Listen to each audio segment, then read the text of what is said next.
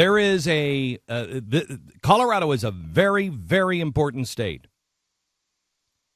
The gun debate was settled in 1791.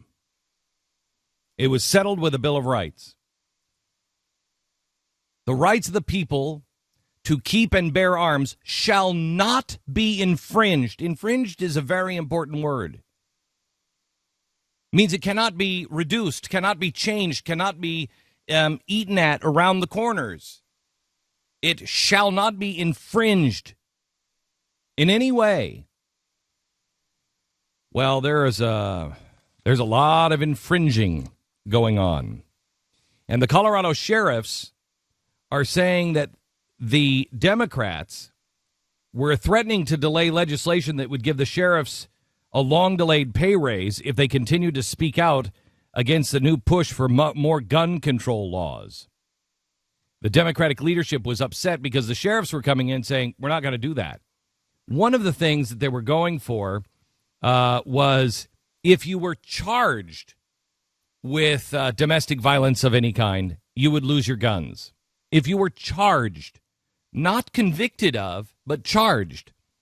Now, let me ask you a question. In a country where the laws are so upside down against men, that especially when you get into a marriage and you know that you don't have a chance of keeping custody of your children. You don't. You don't have a chance. You get into an argument and you slam the door and a picture falls off the wall. When you walk out, she can charge you with domestic violence. Now, is that domestic violence? No. But if you were cleared, you would have to go and make a case to get your guns back. Do you think you're going to get your guns back? No. Yeah. Not going to get your gun back. The lady who had her guns taken from her in New Orleans that we played, we were the only ones that played it. We played it at CNN, we played it at Fox, and we've played it at The Blaze. Most people have never seen it. It's the government, the ATF coming in, you know, basically almost breaking down her door. She goes and she says, I'm not going to get rid of my guns. Look, they're right here. She gestures and they tackle her, and she's like a 70-year-old woman. They tackle her and throw her down on the ground. She still does not have her guns. Most of the guns that were taken from citizens in New Orleans have never gotten them back. You're not going to get your guns back. And so the sheriffs were standing up against it, and they said, no, we're not for this. We won't be involved. I'm telling you, the sheriffs are the last line of defense because the sheriffs don't answer to the governor. The sheriffs don't answer to the legislature. The sheriffs only answer to two things, you and the Constitution. Your sheriff, if anybody thought, I don't know who the sheriff is, you better know your sheriff. You better know who is a good sheriff and who's a bad sheriff. And if you have a bad sheriff, you better replace them quickly. If you have a good sheriff, you better make sure that the left doesn't get their hands on them and smears them. Know your sheriff and help them in every way you possibly can. If these guys start to get into trouble, I ask the sheriffs, if you are under attack, know that the Blaze will support you in every way possible. Know that the Blaze, you can come to the Blaze. We will tell your story.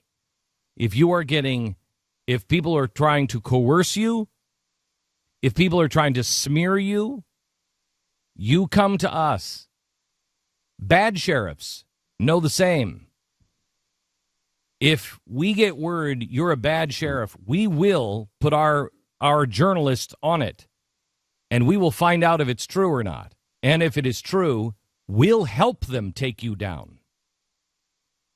Because the sheriffs are the last line of defense. They're the only ones that can organize a posse or a militia.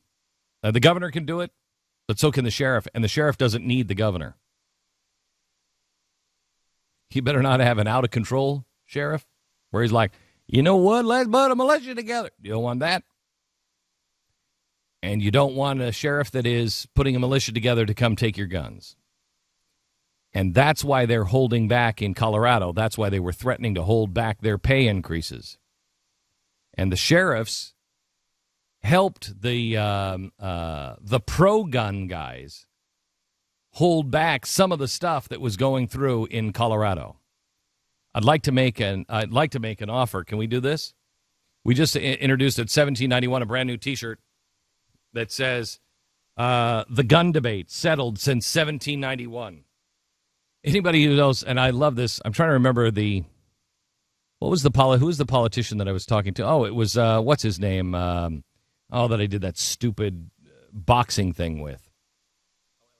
Elliot Spitzer. Yeah. Elliot Spitzer, we're walking to the debate, and, he's of course, the smartest man alive. And by his own estimation. Yeah, by his own estimation. And I was wearing something that was 1791. I think I was wearing my jacket with the merit heart. I said it's the Purple Heart.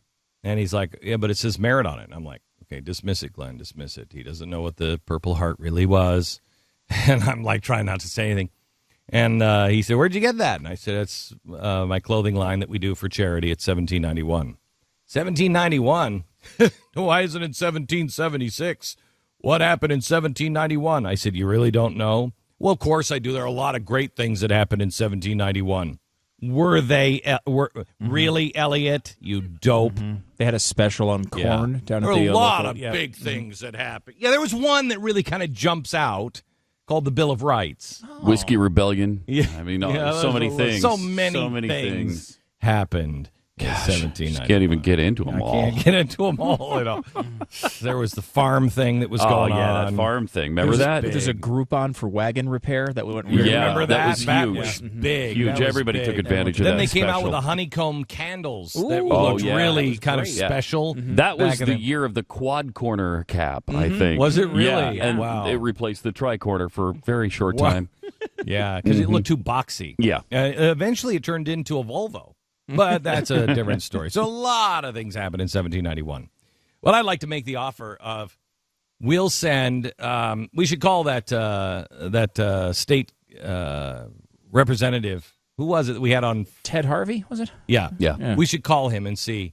We'll get him. We'll send him a box of these T-shirts for all of the people in the State House of Colorado that stand for guns. And all of the sheriffs in Colorado that stand for guns. And we should get them all together, take a big group, so you know who to trust. You know exactly who to trust in Colorado. These guys are overplaying their hands, and unless there's an emergency that they can turn into a crackdown, which we've told you before, they are playing the takeover of Hungary in the 1950s. Unless they can have that emergency crackdown, these guys are going to pay for it dearly at the voting booth next time around. They're going to pay for it dearly. There's a storm coming, and these guys are going to be shocked on what's going to happen the next election. So anyway, that's what's happening in Colorado, and you should know that it is Chicago mob-style politics now in Colorado. You guys, good luck.